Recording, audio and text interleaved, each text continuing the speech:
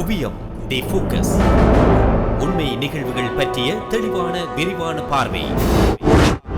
குவியம் தி focus.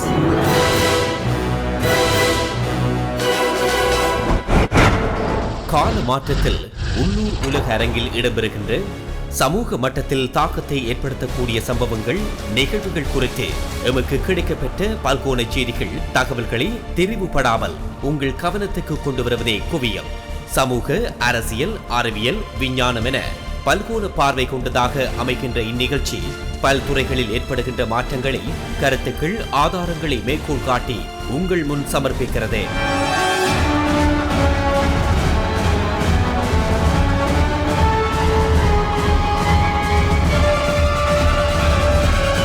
Kuviyam, the focus.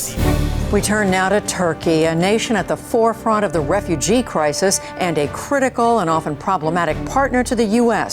in the American-led coalition against the Islamic State. The country has been in political limbo since June's election there, failed to produce a clear-cut winner. That all changed last night when President Recep Erdogan's party emerged victorious in Sunday's snap election. Supporters say the win is a return to stability, but as special correspondent Malcolm Brabant reports, others fear the results are a giant step towards autocratic rule. துருக்கியின் பொது தேர்தலும் ஜனநாயக சர்வாதிகாரம்.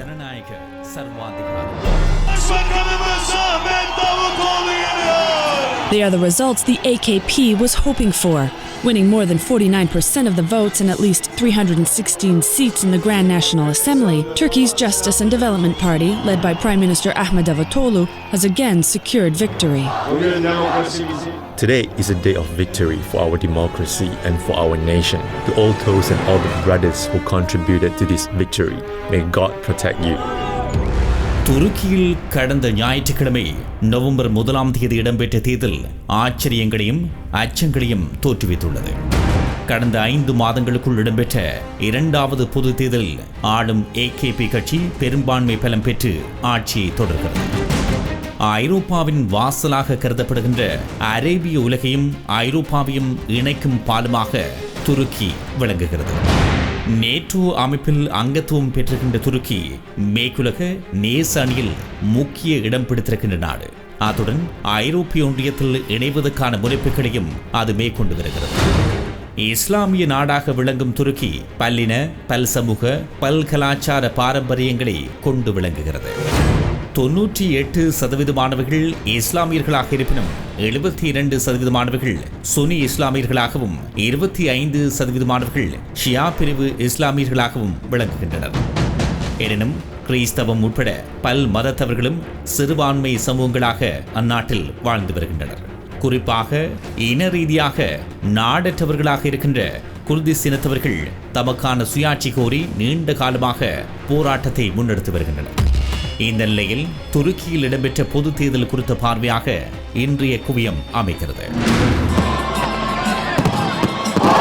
The sounds of victory in Turkey after its ruling Justice and Development Party or AKP swept the polls in an unexpected victory for a party that less than 6 months ago had lost its majority hold on parliament. With almost all ballots counted, AKP had grabbed around 50% of the votes, effectively crushing any chances of a coalition and restoring single-party rule that some hoped would usher in peace and stability after months of political uncertainty. This was more than an election. The future of the country, its interests were under threat. There were two choices. It would either be chaos or stability. It's a major boost for embattled President Tayyip Erdogan, faced with a Kurdish insurgency at home and a worsening crisis across the border in Syria.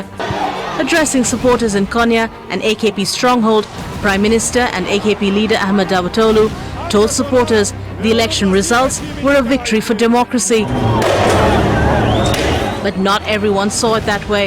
In the predominantly Kurdish city of Diyarbakir, security forces fired tear gas at protesters after support for the pro-Kurdish opposition took a nosedive at the polls.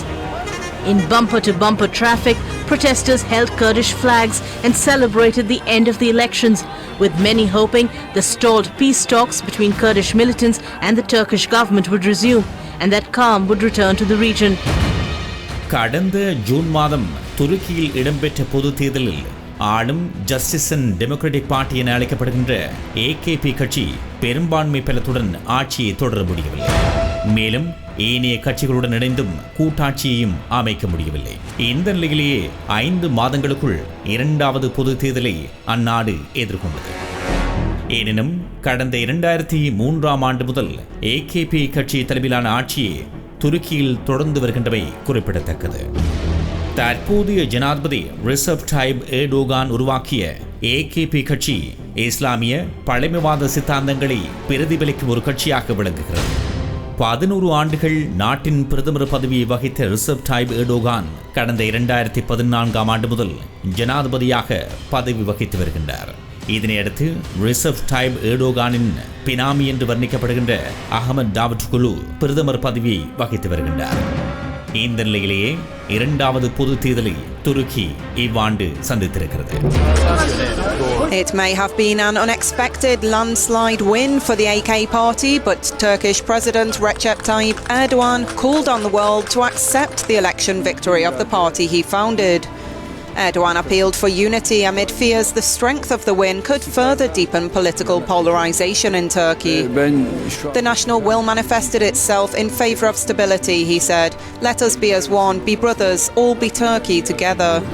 Initial results suggest the Islamist-rooted Justice and Development Party, or AKP, won just shy of 50% of the votes, regaining the majority it lost in June.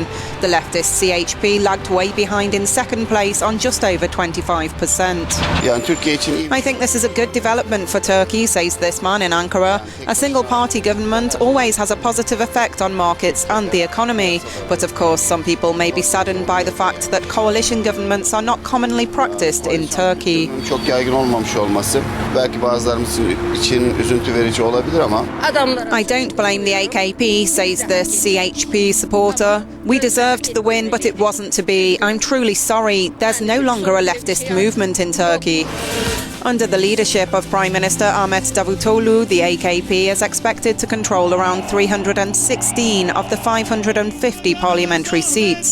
The nationalist MHP should take around 41 seats, and the pro-Kurdish HDP will, for the first time, enter parliament with some 59 seats won.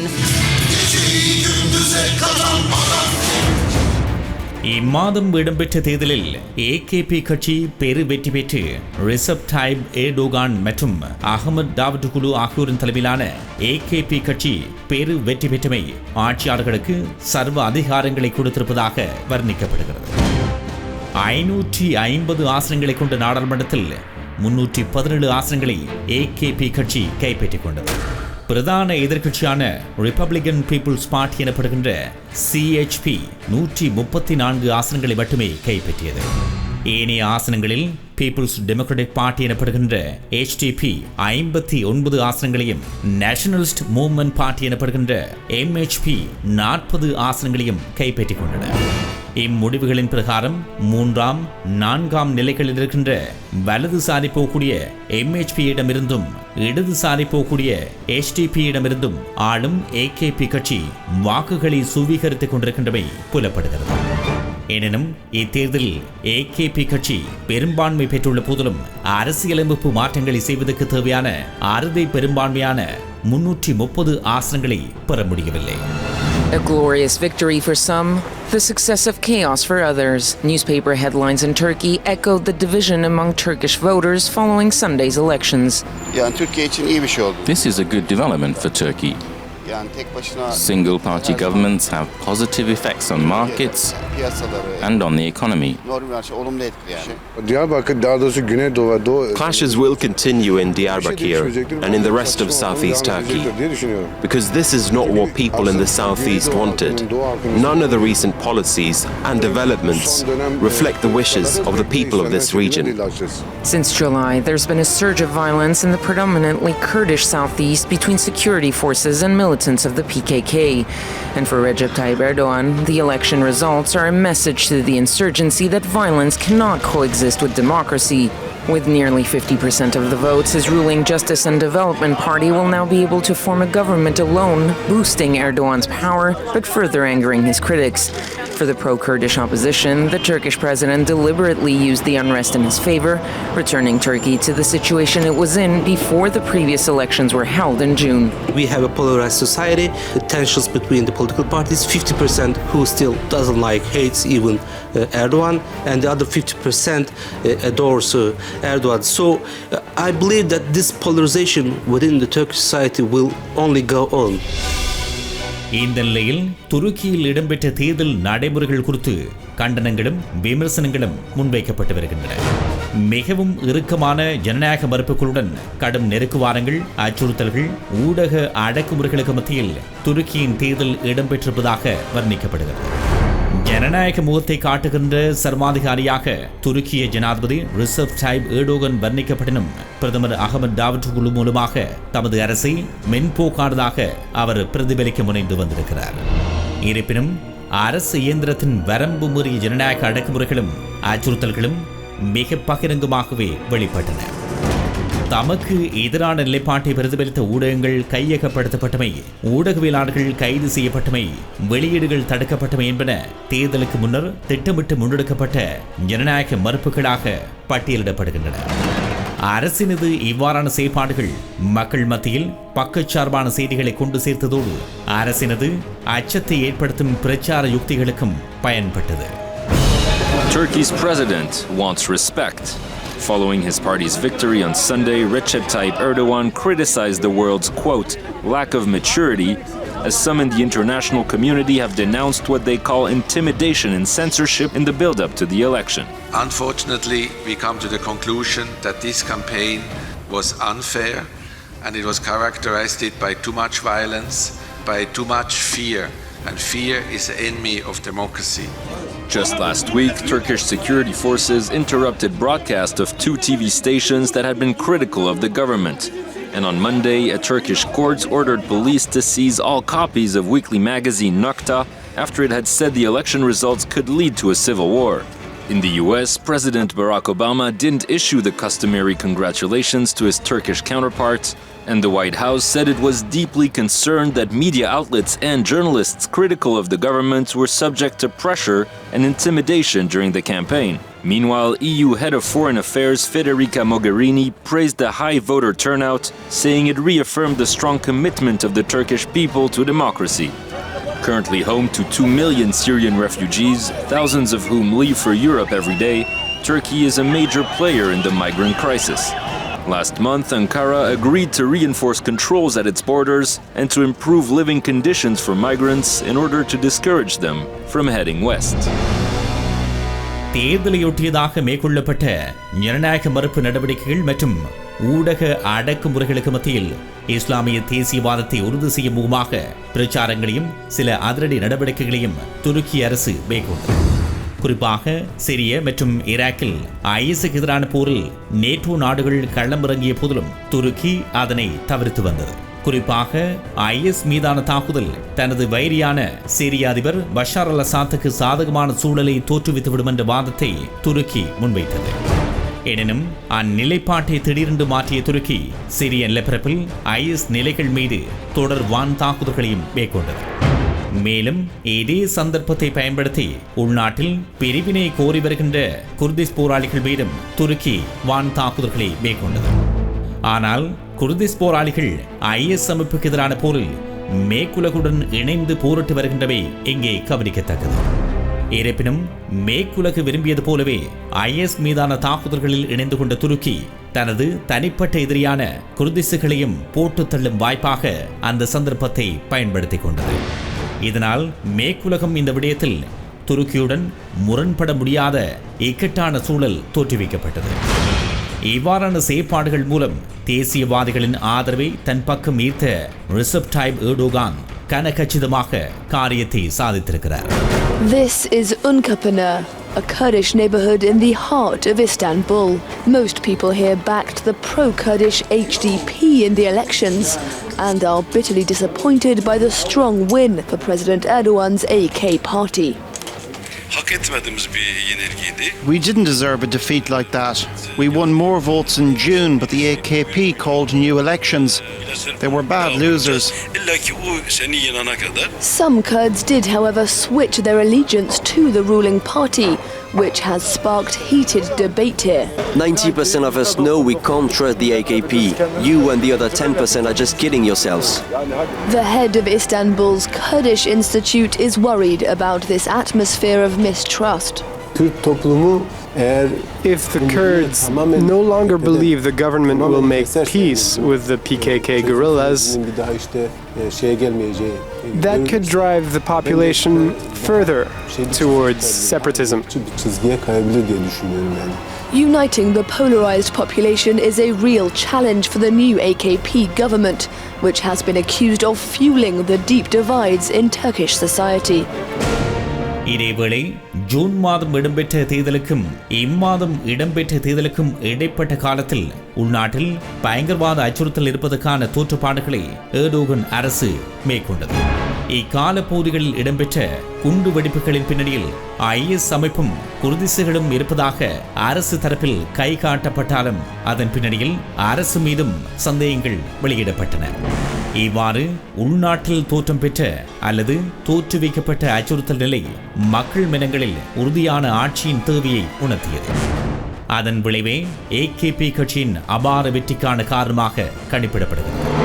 இந்த நிலையில் ரிசப் டாயிப் Erdogan பெற்றிருக்கின்ற வெற்றி அந்த நாட்டின் ஜனநாயகத்துக்கு ஏற்பட்டிருக்கின்ற அச்சுறுத்தலாகவே எச்சரிக்கப்படுகிறது. Turkey's general election was either a triumph for democracy or a victory for fear-mongering, depending on which newspaper you read. While the result of Sunday's poll was decisive, giving the AK party a clear mandate to govern, the views on the street remain divided. Turkey has spent the past 5 months without a proper government. Added to the political instability, an increase in bomb attacks and the slowing down of the economy, not to mention a polarized society. This result is not good for Turkey's future because this AK party will not protect democracy. The people have decided. God willing, this will be good for us. Sunday's vote was framed by many media outlets as yet another referendum on President Recep Tayyip Erdogan. One of his chief advisors says the results are proof that people fail to understand Turkey's politics. President Erdogan is a strong political figure. He's provided leadership for this country for the last 13 years. But most of his opponents have failed to read his leadership in a proper way, especially when you look at the international media reporting and political commentary. They always try to reduce the entire Turkish politics to just one man. Erdogan and the AK party had hoped to change the political system in Turkey to a presidential one. Despite Sunday's election victory and this renewed mandate, it appears that those plans are now on hold. Well, what is important right now is to revitalize the economy, to maintain political stability, deal with regional issues such as the war in Syria, security threats in Iraq, ISIS I mentioned, the PKK terrorism. We have to deal with these issues immediately. இயல்பிலேயே சர்வாதிகார போக்கு கொண்ட ரிசப் டாயிப் எர்டோகனின் வெற்றி எதிர்பார்க்கப்பட்டது போலவே சர்வாதிகார நிலவரங்களை துருக்கியில் தோற்றுவிக்க ஆரம்பித்துள்ளது. தேர்தல் முடிந்தவுடனேயே தமது எதிர்த்தரப்பினரை வேட்டையாட நடவடிக்கையில் அரசு இறங்கியுள்ளது. எதிர்க்கட்சிகளின் அலுவலகங்கள் முற்றுகையிடப்பட்டு பலர் கைது செய்யப்பட்டு வருகின்றனர். மேலும் பல கைதுகள் தொடர்ச்சியாக இடம்பெறும் என்று அஞ்சப்படுகிறது. AKP கட்சி பெரும்பான்மை பெற்று மேலும் 4 ஆண்டுகள் நீடிக்க உள்ளமை ரிசப் டாயிப் எர்டோகான் தொடர்ச்சியாக 17 ஆண்டுகள் பிரதமராகவும் ஜனாதிபதியாகவும் பதவி வகிக்கும் வாய்ப்பினை வழங்கியிருக்கிறது. இந்த நிலையில் சர்வாதிகாரத்தின் கூறப்படியில் நாடு சிக்கொண்டிருப்பதாக எதிர்க்கட்சிகளும் ஊடகவியலாளர்களும் மனித உரிமைவாதிகளும் சாடுகின்றனர். ஏற்கனவே நடைபெற்று முடிந்த தேர்தல் ஜனநாயக மறுப்புகளுடன் இடம்பெற்றிருப்பதை ஐரோப்பிய தேர்தல் கண்காணிப்பாளர்கள் வன்மையாக கண்டித்திருக்கின்றனர். அத்துடன் துருக்கியின் நேச நாடான அமெரிக்கா கூட தேர்தல் நடைமுறைகளை சாடியுள்ளமை குறிப்பிடத்தக்கது. The election may be over, but the pressure is still on for Turkish opposition circles. Police in the western province of Izmir have arrested 44 people, among them high-ranking officials, in an operation targeting supporters of an opponent of President Recep Tayyip Erdogan. Dogan news agency reports dawn raids were carried out on known addresses of followers of the US-based cleric Fethullah Gulen. Last week, Turkish authorities took over management of newspapers, television stations and other businesses linked to Gulen. 58 journalists have since been fired. Turkey's Deputy Prime Minister Yalcin Akdoğan rejected criticism of the operations, claiming justice was fighting against the media's violations of the law. The OSCE made this statement regarding the situation. Elections here in Turkey. The media is clearly under serious pressure in this country. Criminal investigations of journalists and media outlets for support of terrorism and defamation of the president has had a chilling effect on media. Heightened tensions turned to violence in the southeastern town of Diyarbakir. One man was killed in clashes between Turkish security forces and PKK Kurdistan Workers' Party militants. Erdogan, who founded the governing AK party, has vowed to continue the 31-year fight against the PKK. இந்த நிலையில் அரேபிய ஐரோப்பிய மையமாக விளங்கும் துருக்கியின் நிலவரம் ஜனநாயக முகமூடியுடன் சர்வாதிகார ஆட்சிக்கு வித்திட்டிருக்கிறது. எனினும் அதனது தோளுமை சக்திகளான மேற்குலக நேச அணிகள் இந்த விடயம் தொடர்பில் கண்டனங்களையும் அறிக்கைகளையும் தவிர நடைமுறை சாத்தியமான நகர்வுகளை எடுக்க மாட்டாது என்பதை துருக்கியும் நன்கு அறிந்திருக்கிறது. காரணம், சிரியாவை மையப்படுத்தி முக்கோண யுத்தத்தில் துருக்கியின் பங்கு மிகவும் அவசியமானது. ரஷ்ய எதிர்ப்பு, ஐஎஸ்க்கு எதிரான போர், சிரிய அதிபர் பஷார் அல் அசாத்துக்கு எதிரான நிலைப்பாடு என்ற காரணிகளால் துருக்கியின் அராஜகங்கள் தொடர்பில் மேற்குலகு அடக்கியை வாசிக்கும். அத்துடன் இன்று சிரிய நிலவரம் தோற்றுவித்திருக்கின்ற நெருக்கடிகளால் லட்சக்கணக்கான அகதிகள் துருக்கியினூடாக ஐரோப்பாவுக்குள் படியெடுத்திருக்கிறார்கள். எனவே அவர்களை தடுப்பதற்கும் துருக்கியினுள் பராமரிப்பதற்கும் துருக்கியின் ஒத்துழைப்பு ஐரோப்பாவுக்கு அவசியம். சிரியாவிலிருந்து வெளியேறிய அகதிகளில் அதிகமானவர்கள், அதாவது 2 மில்லியன் பேர் துருக்கியிலேயே தஞ்சம் புகுந்திருக்கின்றவை குறிப்பிடத்தக்கது. இந்த நிலையில் ஐரோப்பிய ஒன்றிய இணைவு அகதிகள் பராமரிப்புக்கான கொடுப்பனவென்று சமாந்தரமான பேரும் பேசல்களை மேற்குலகு மேற்கொள்கிறது. எனவே குர்திஸ் மீதான போர் பிரகடனம் முதல் ஜனநாயக மறுப்பு வரை துருக்கிய நகர்வுகளை ஜனநாயக முகத்தை காட்டும் மேற்குலகம் சகித்துக் கொள்ளும் என்பதே யதார்த்தம். அதுவே அரசியல் உலகில் ராஜதந்திரம் என்றும் அழைக்கப்படும். Allegedly linked to Erdogan's arch-rival Fethullah Gulen have been arrested. The prosecutor's office in the western city of Izmir saying it ordered the arrest of 57 people. Among those detained this Tuesday, top police officers and senior bureaucrats. Gulen, who now lives in the US, has been accused by the authorities of seeking to overthrow the government. And a few days before Sunday's snap poll, police stormed the headquarters of a media group linked to Gulen. Now we're getting reports of 2 journalists at an opposition magazine being put behind bars, accused of plotting a coup. Based on the campaign pledges, we heard a lot about pleas for unification of the country, a return to stability from chaos. These initial signs would not indicate or seem to point to conditions that would lead to more stability, perhaps even less. It's a continuation, as you said, of what we saw in the run-up to this weekend's election.